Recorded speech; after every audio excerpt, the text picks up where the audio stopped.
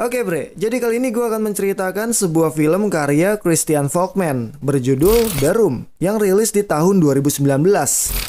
Dan ini mohon maaf ya, ini bakalan jadi spoiler banget sih bre kalau lu belum nonton. Film ini bercerita tentang pasangan suami istri yang baru pindah rumah dan mendapati di rumah mereka ada satu ruangan yang bisa mengabulkan semua permintaan bre.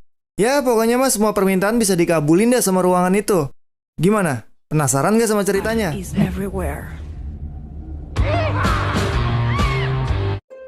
Di awal cerita, kita akan diperkenalkan dengan pasangan suami istri bernama Matt dan Kat. Mereka ini sedang menuju rumah barunya di daerah yang cukup terpencil gitu bre. Nah, si Matt ini adalah seorang seniman dan istrinya Kat adalah seorang penulis. Sesampainya di sana, mereka pun langsung menyusun barang-barang di rumah itu karena mereka baru pindah kan. Dan saat beres-beres, Matt menemukan sebuah benda yang dia pikir nggak berguna, dan dia pun membuangnya. Di sisi lain, Kat yang juga sedang beberes menemukan suatu hal yang aneh. Dia menemukan burung mati di rumah itu, dan ketika Kat membuangnya, nggak lama setelah dibawa keluar ternyata burung itu udah menghilang. Si Kat bingung dong, dan berpikir kalau burung itu sebenarnya nggak mati, dan burungnya ya terbang lagi.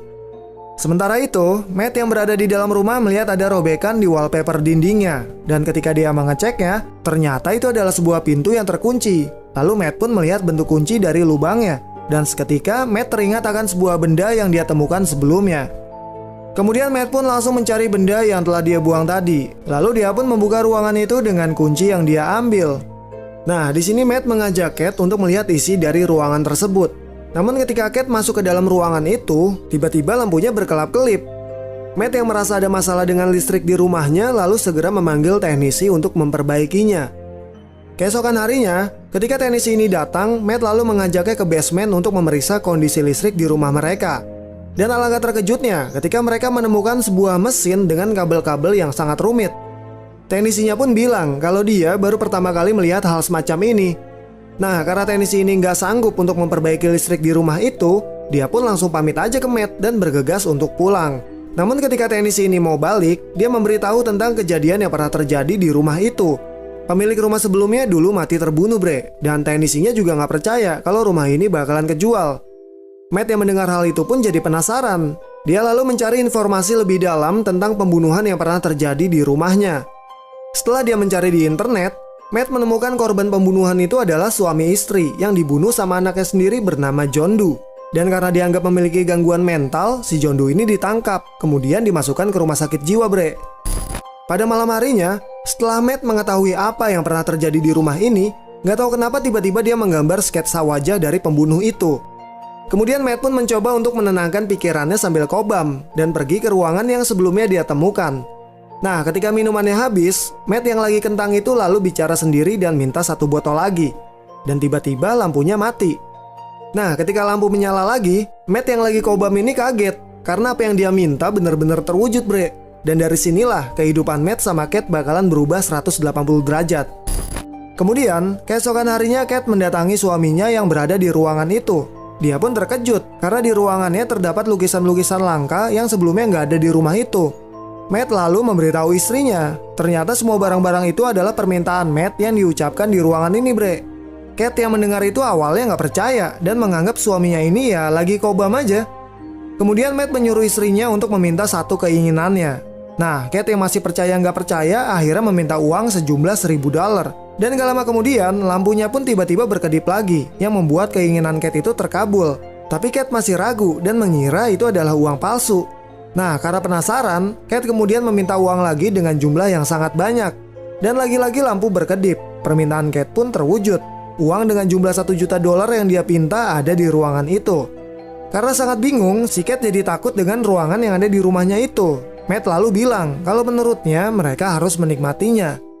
Mereka pun gak melewati kesempatan itu bre. Karena permintaannya terus dikabulin, jadi mereka terus-terusan meminta uang dan barang-barang mewah lainnya. Setiap hari Matt dan Kat pun selalu bersenang-senang di ruangan ini tanpa memikirkan kehidupan yang sebenarnya harus mereka jalani. Mereka berdua pun sangat menikmati apa yang ruangan ini berikan. Dan mereka juga gak lupa ngenstui di setiap waktunya bre. Ya pokoknya di titik ini hidup mereka ya senang-senang aja. Sampai suatu hari, Kat yang merasa semua keinginannya sudah tercapai itu ngerasa bosen. Karena apa yang dia minta selalu bisa didapatkannya dengan mudah dan gak ada tujuan lagi. Matt pun kemudian menghibur istrinya dengan memberikan surprise berupa tempat tidur bayi. Nah, di sini Matt berharap kalau Kate mau mencoba lagi untuk punya anak. Tapi Kate sangat takut karena dia udah 2 kali mengalami keguguran, bre, dan sangat trauma dengan kejadian itu. Setelah mereka berdebat, Matt pun pergi keluar untuk jalan-jalan.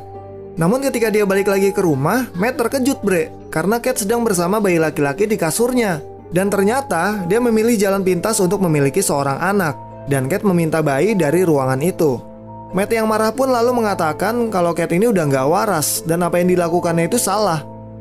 Setelah itu mereka berdua membawa bayinya ke ruangan itu dan meminta agar ruangan itu mengambil bayinya lagi. Namun karena gak tega melakukannya, Matt pun mengurungkan niatnya. Lalu dia pun keluar dan membiarkan istrinya bersama bayi tersebut untuk dibesarkan. Kemudian, suatu hari Matt teringat lagi tentang pembunuhan yang pernah terjadi di rumahnya. Karena sangat penasaran, Matt membuka artikel John Doe lagi dan membaca tulisan The Room Made Me Do It. Lalu dia pun berencana untuk mencari tahu tentang ruangan magic itu, bre, yang dimana Matt mau ketemu sama John Doe. Dan si John Doe ini sedang ditahan seumur hidup di rumah sakit jiwa. Setelah mengetahui kalau John Doe dan ruangan ini memiliki hubungan, Matt pun pergi dengan membawa uang yang didapat dari ruangan itu dan pergi mencari John Doe. Sesampainya di rumah sakit, Matt bertemu dengan John Doe dan berbicara tentang ruangan itu. Ternyata John Doe ini sangat paham dengan apa yang sedang terjadi. Namun dia cuma memberikan saran agar Matt dan istrinya segera pergi dari rumah itu dan melupakan ruangannya. Tapi Matt gak peduli dengan saran John Doe. Lalu dia pun pergi dan pulang ke rumah. Saat di perjalanan, Matt mampir untuk mengisi bensin. Tapi ketika dia mau bayar pakai uang hasil dari ruangan itu, Matt pun terkejut lagi, bre, karena semua uang yang dibawa itu berubah jadi abu. Matt yang mengalami kejadian itu kemudian segera pulang lalu mengetes ke beberapa barang dan mengeluarkannya dari rumah. Dia melemparkan uang keluar jendela dan mencoba meletakkan lukisan dengan kondisi setengah di luar, setengah lagi di dalam rumah. Dan ternyata semua benda yang berasal dari ruangan magic itu, bre, kalau dikeluarin dari rumah bakalan mengalami penuaan yang cepat banget dan akhirnya berubah jadi abu.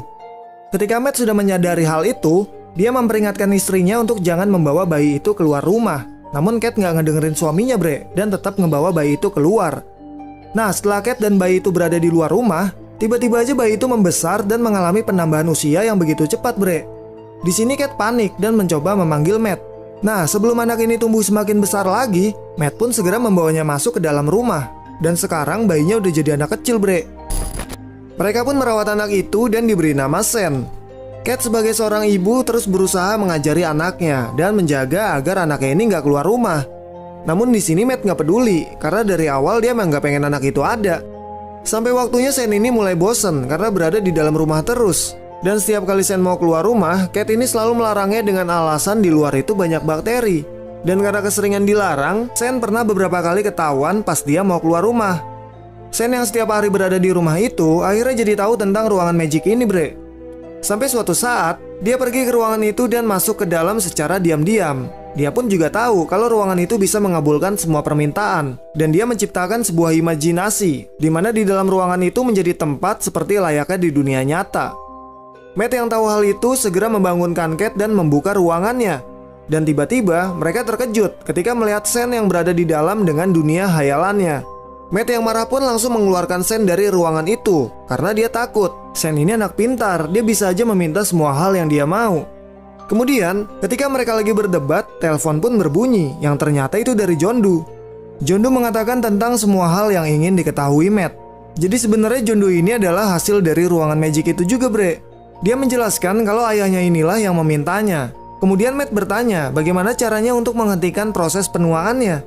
Dan John Doe pun memberitahu kalau yang memintanya ini harus mati dulu, seperti yang dialami John Doe. Kedua orang tua John Doe itu ingin anaknya normal dan mereka rela mati agar si John Doe ini bisa hidup tanpa takut terjadinya penuaan.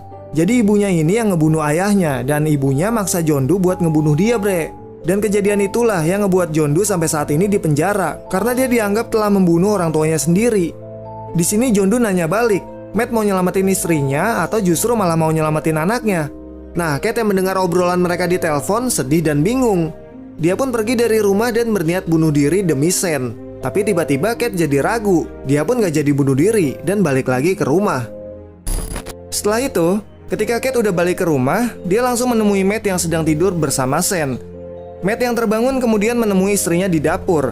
Nah, karena kondisi Kate emosinya lagi gak stabil, mereka pun ngenstui lagi, bre. Tapi brengseknya Ngensui mereka itu diintip sama anaknya. Dan di sini Sen mulai berpikir mau mencoba make ibunya sendiri. Sen yang terobsesi sama ibunya itu lalu pergi keluar rumah dan ingin tumbuh dewasa. Matt dan Cat yang lagi tidur pun kaget ketika mereka mendengar suara pintu terbuka. Mereka pun menemukan Sen yang telah menjadi pria dewasa. Di sini dia marah banget sama Matt bre dan mencoba untuk membunuhnya. Cat yang ada di situ pun langsung dengan hati-hati menghampiri Sen untuk menenangkannya. Nah, ketika Sen lengah, Matt pun mencoba mengambil pistol yang dipegang Sen. Dan karena pergerakannya buru-buru, dia nggak sengaja ngebuat kepala Cat terbentur dan pingsan, sementara Matt masih berurusan dengan Sen. Kemudian, setelah Cat terbangun dari pingsannya, Matt mengatakan kalau dia udah ngebunuh Sen dan membawa mayatnya keluar rumah. Cat yang sedih pun segera memeriksanya, dan perlahan dia bisa merelakan anaknya itu.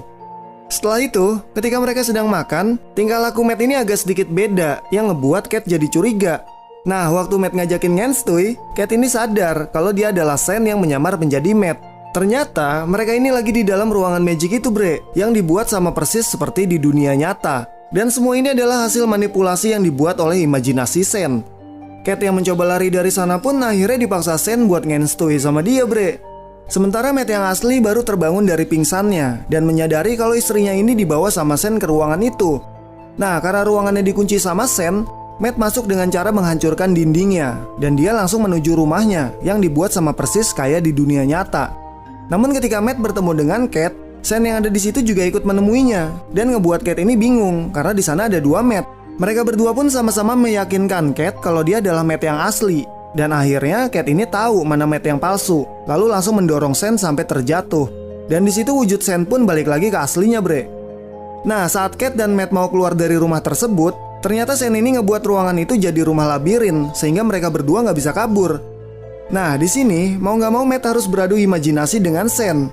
Matt pun mendapatkan ide dan akhirnya mereka berdua berhasil mengelabui Sen dengan cara membuat kloningan diri mereka. Kemudian mereka berdua pun langsung lari dan segera keluar dari ruangan itu. Sen yang berhasil mengejarnya kemudian langsung menyerang Matt. Tapi di sini Matt berhasil membuka pintu dan membawa Sen ke dunia nyata. Sen panik dan mencoba untuk masuk ke dalam lagi, tapi Cat langsung mengunci pintunya. Dan karena Sen gak bisa hidup di luar, dia pun dengan cepat menjadi tua, sampai akhirnya tubuh Sen pun semakin tua dan menjadi debu. Sebulan kemudian, mereka cabut dari rumah itu bre, dan menginap di sebuah motel.